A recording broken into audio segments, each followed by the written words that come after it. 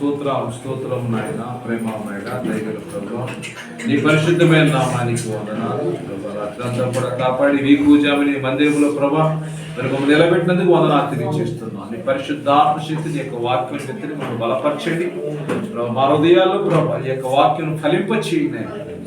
వాక్యాన్ని అర్థం చేసుకునే విధానాన్ని మాకు నేర్పించి, వాక్యం ఏ విధంగా గురించి నాకు నేర్పించి, మీరే నీ బిడ్డలతో మాట్లాడమని, అవసరమైన వాక్యాన్ని మీ బిడ్డలతో మీరు ప్రభా మాట్లాడమని, ఇప్పటికంతా కూడా నామాన్ని మహిమకరంగా జరిగించమని మా ప్రభువు మీ మన యేసుక్రీస్తు వారి నామములో వేడుకుంటున్నాము తండ్రి. ఆమేన్. Praise the lord. అందరి వందనాలు. God bless you. గలతీయులకు రాసిన లేఖ 6వ అధ్యాయము 14వ వచనం. అయితే మన ప్రభు అయిన యేసుక్రీస్తు సిలువ యందు తప్ప మరి దేని యందును అతిశయించుట నాకు దూరం అగును గాక. దాని వలన నాకు లోకమునకు నేనును సిలువ వేయబడి ఉన్నాము. దేవునికి స్తోత్రం. హల్లెలూయా, హల్లెలూయా. అయితే మన ప్రభు అయిన యేసుక్రీస్తు సిలువ యందు తప్ప 14వ వచనం. గలతీయులకు రాసిన లేఖ 6వ అధ్యాయము 14వ వచనం. ఆ సిలువ యందు తప్ప దేని యందు కూడా నేను అతిశయించుట నాకు దూరం అవును గాక అన్నారు. దాని వలన నాకు లోకమునకు నేనును సిలువ వేయబడి ఉన్నాము. దేవునికి స్తోత్రం. అంటే పౌలు గారు మరి ఈ రోజున ఒక గొప్ప విషయాన్ని నేర్పిస్తూ ఉన్నారు. సిలువ తప్ప మనల్ని ఏది కూడా రక్షించలేదు. సిలువ యందు తప్ప దేని యందు కూడా రక్షణ లేదు అన్నారు. ఎందుకంటే మరి దేవుడు అనాది సంకల్పంలోనే కుమారుణ్ణి వీళ్ళు పాపం చేస్తారు, వీళ్ళ కొరకు కుమారుని పంపించాలని దేవుడు నిర్ణయించి ఉన్నాడు. ఆ నిర్ణయం ప్రకారమే ఈ రోజున యేసు ప్రభు వారు సిలువలో మరణించారు. ఎందుకంటే నీ స్థానంలో ఎవరున్నారంటే ఆయన. బోర్లో ఎవరున్నారు? నీ స్థానం నా స్థానంలో ఆయన నిల్చున్నాడు. ఏ పాపం లేదు, ఏ దోషం లేదు. ఒక నిష్కలంకమైనటువంటి వ్యక్తి, పాపరహితుడు సహితుడు కాదు. యోబు గారు అంటాడు, పాప సహితుడిలో నుండి పాపరహితుడు ఎలాగూ ఉద్భవించును అంటాడు. పాప సహితులు మన పాపంలో పుట్టిన వారు. మరి ఇదే విషయాన్ని 51వ కీర్తనలో చదువుతూ ఉంటాం. 51వ కీర్తనలో దావీదు భక్తుడు అంటాడు, నా తల్లి నన్ను పాపంలో కందంటాడు. నా తల్లి నన్ను పాపంలోనే గర్భం ధరించింది. నేను పాపంలో పుట్టినవాడను. 51వ అధ్యాయం కీర్తనలు 51వ అధ్యాయం 5వ వచనం. నేను పాపములో పుట్టినవాడను, పాపములోనే నా తల్లి నన్ను గర్భమున ధరించెను. అయితే ఇప్పుడు అంటాడు, దేవా నా యందు శుద్ధ హృదయము కలుగు చేయి, నా అంతరంగములో స్థిరమైన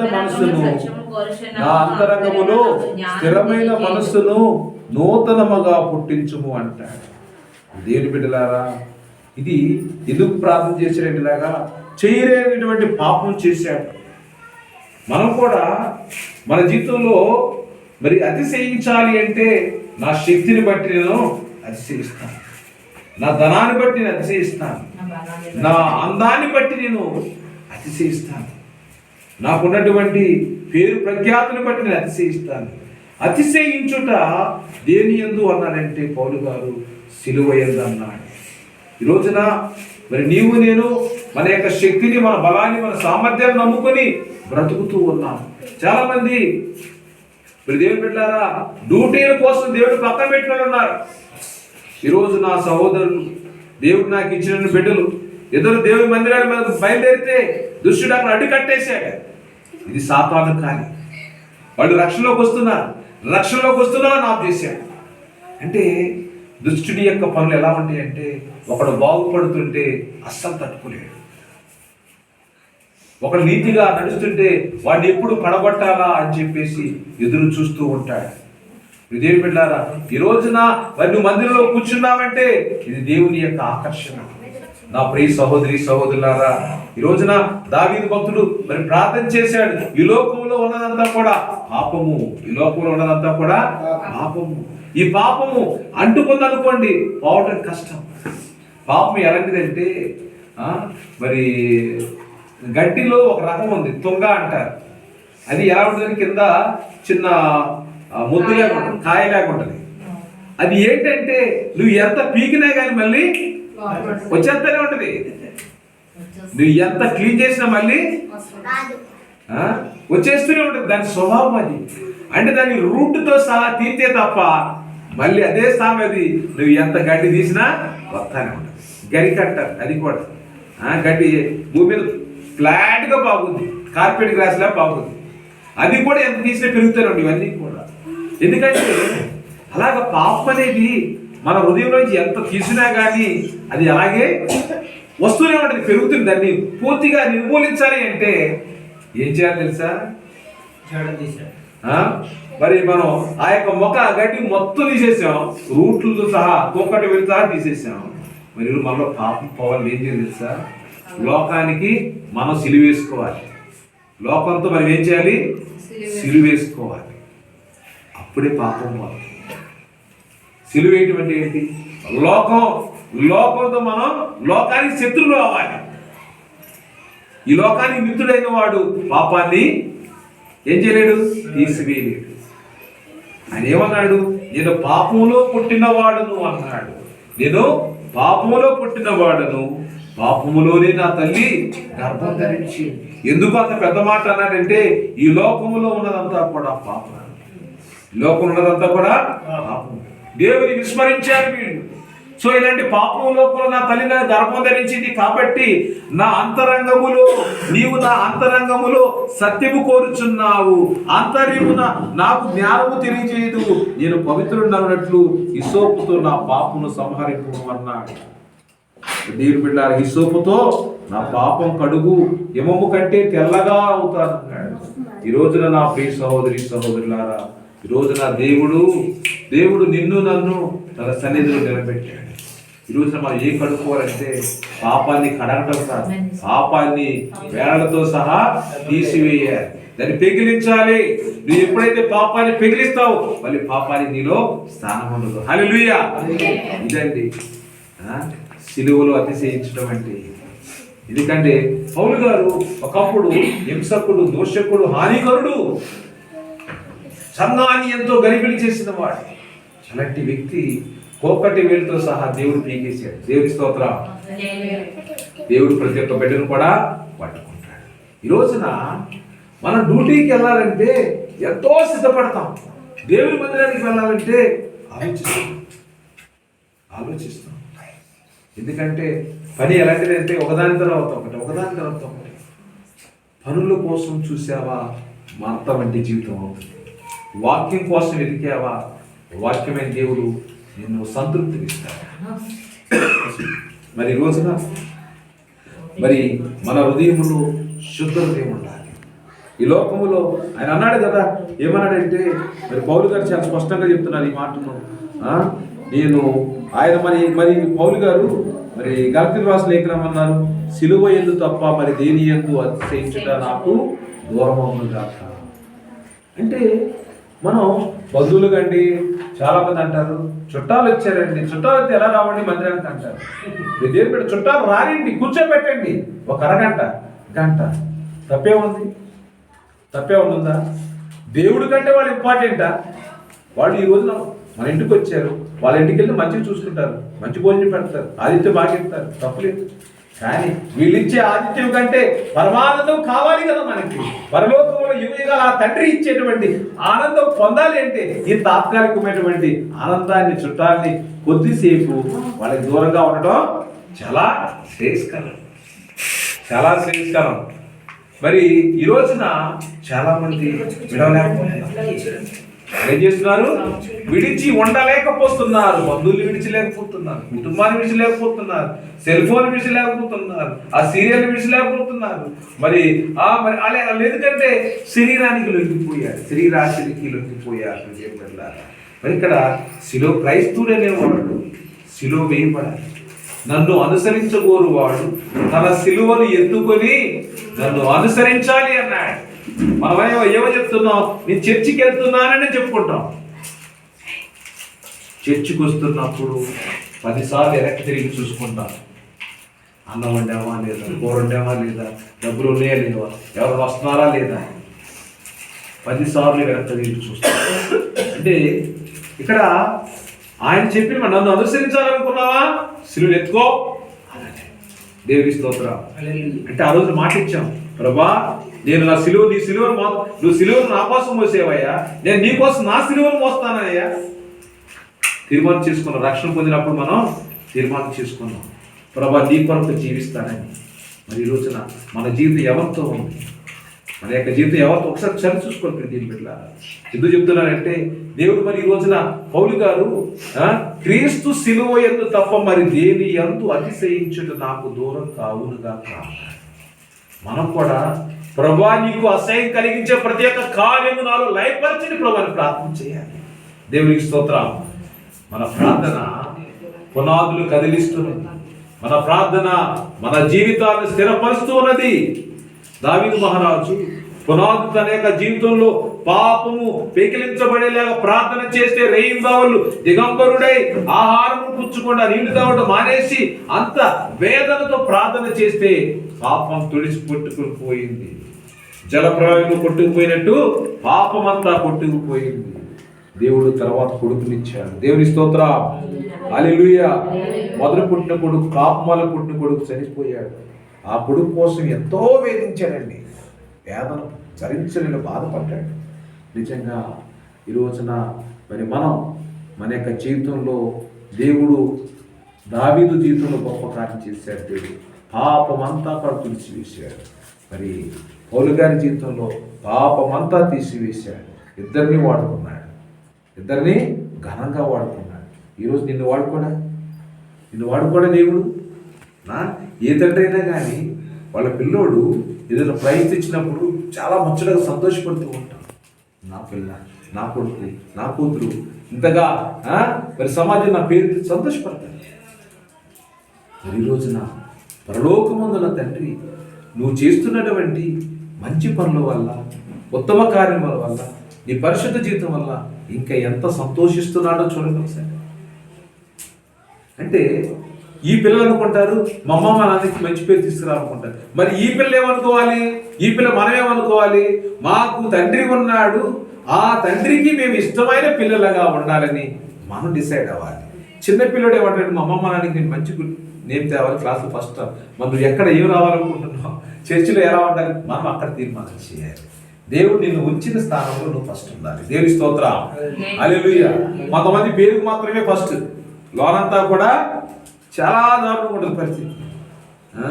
సో ఇప్పుడు నువ్వు అన్నింటిలో ఫస్ట్ ఉంటావు, కానీ హృదయంలో ఏం ఫస్ట్ ఎక్కడ లేవు, ఆ మొదటి స్థానంలో లేవు. ఇది ఫస్ట్ ఉండాలి, హృదయం ఫస్ట్ ఉండాలి. ఎక్కడ దేవుడి దగ్గర ఉండాలి. దేవుని స్తోత్రం. అంటే ఇక్కడ దావీదు మహారాజు అన్నాడు, నా అంతరంగములో స్థిరమైన మనసు నూతనముగా పుట్టించాడు. ముందే అలాగే మనసు ఉంది, ఈ మనసు మారాలి, ఇది మళ్ళీ నూతనంగా మారాలి, అది కోరుకున్నాడు. ఈరోజు ప్రియమైన బిడ్డలారా, లోకమునకు నేనును సిలువ వేయబడి ఉన్నాను. ఎందుకండి అక్కడ 4:14 వచ్చిన 2వ భాగం చదువుతున్నాను. నాకు లోకమును, గాయత్రి రాసులే 6:14 2వ భాగం చదువుతున్నాను.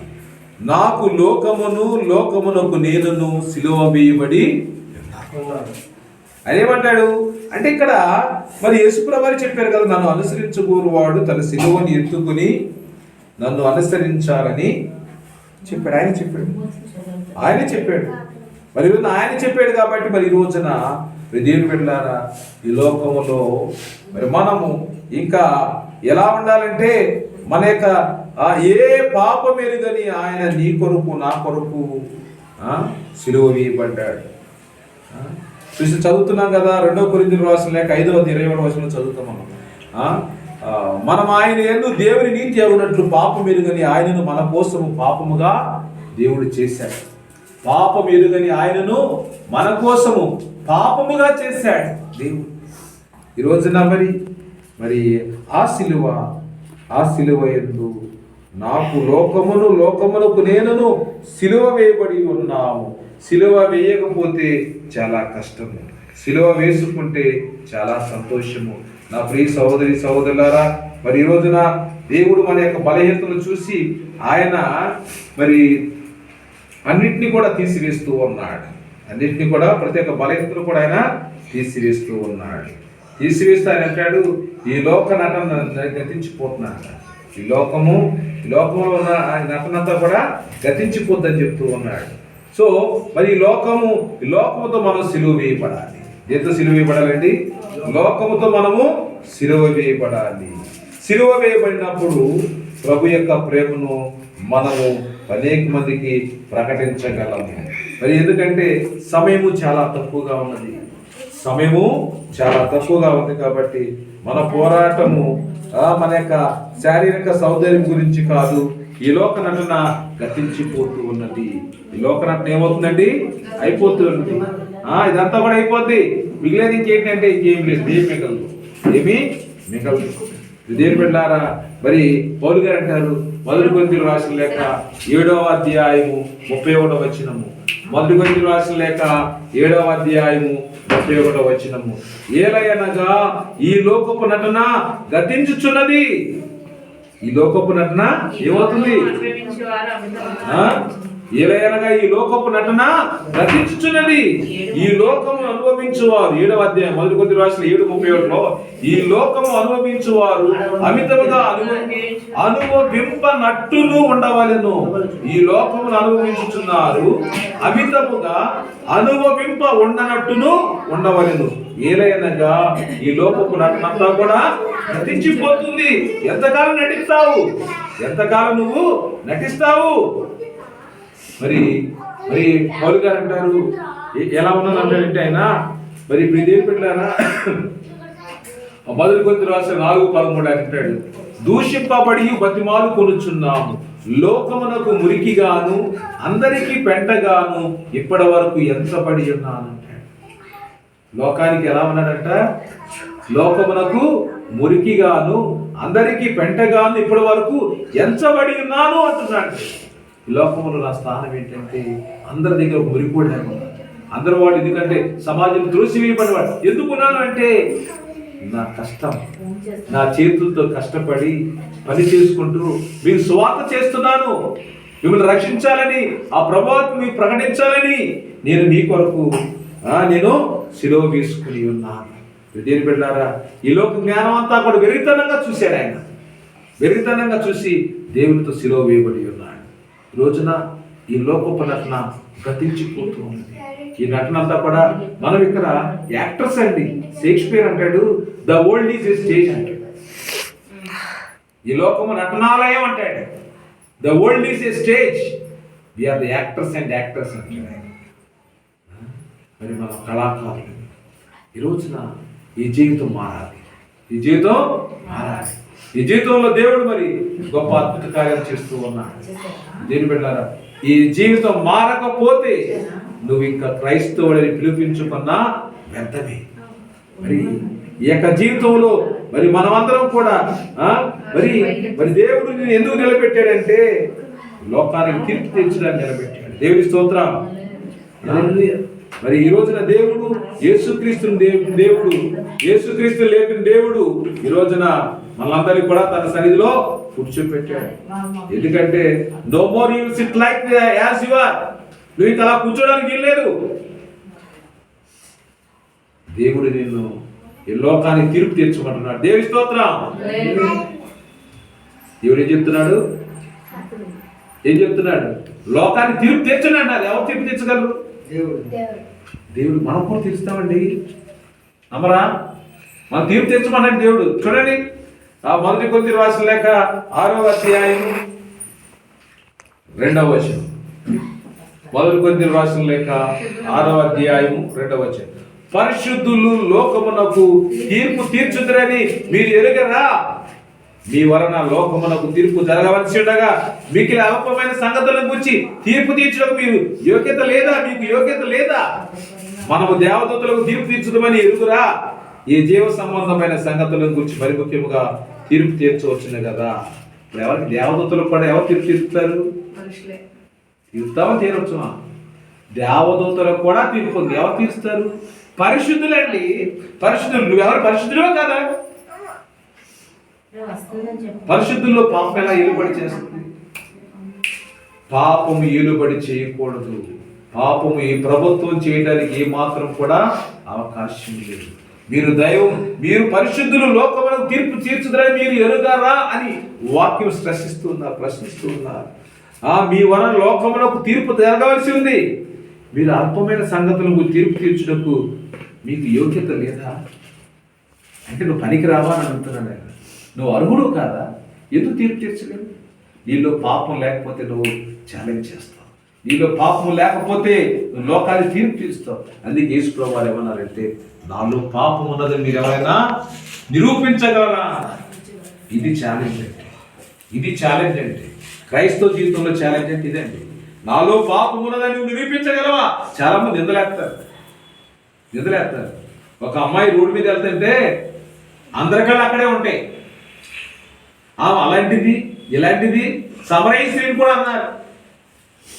యేసు ప్రభువారు ఆమెతో మాట్లాడుతుంటే ఆమెకు విడి వేసింది, ఆమె భయం వచ్చింది, ఆమె సిగ్గు వచ్చింది. యేసు ప్రభువారు కాదు, ఆయన ధైర్యంగా మాట్లాడాడు. ఎందుకంటే ఆయన మనసు ప్యూర్, ఆయన మనసులో ఏమీ లేదు. ఏమిలో పాపం ఉంది కాబట్టి పాపాత్మురాలైన వారితో ఎవరైనా మాట్లాడతారా? ఏ సమాజంలో త్రోసివేయబడేటువంటి అంటరాని దానిగా చూశారు సమరయులు. అలాంటి స్త్రీ ఆయనతో మాట్లాడుతుంటే, అయ్యా యూదులు సమరయులతో మాట్లాడరు కదా, నాతో ఎలా మాట్లాడుతున్నావు అని అడిగింది. దేవుని బిడ్డలారా, క్రైస్తవ్యంలో మనమందరం ఒకటే. దాన్ని యేసు ప్రభువు నిరూపించారు. దేవుని స్తోత్రం. మనమందరం కూడా ఒక తండ్రి బిడ్డలని, ఒక తల్లి బిడ్డలని. మనలో మనం భేదాలు పెట్టుకుంటే ఇక క్రైస్తవ భక్తికి ఉపయోగం లేదు. సిలువ వేయాలి, మన యొక్క ఆశలు సిలువ వేయాలి, మన సాంప్రదాయాల్ని సిలువ వేయాలి. చాలామంది అంటారు, మా అత్తగారు అలా చేశారు, వాళ్ళు ఊరుకోరు, మా మామగారు మా అత్తగారు ఊరుకోరు అంటారు.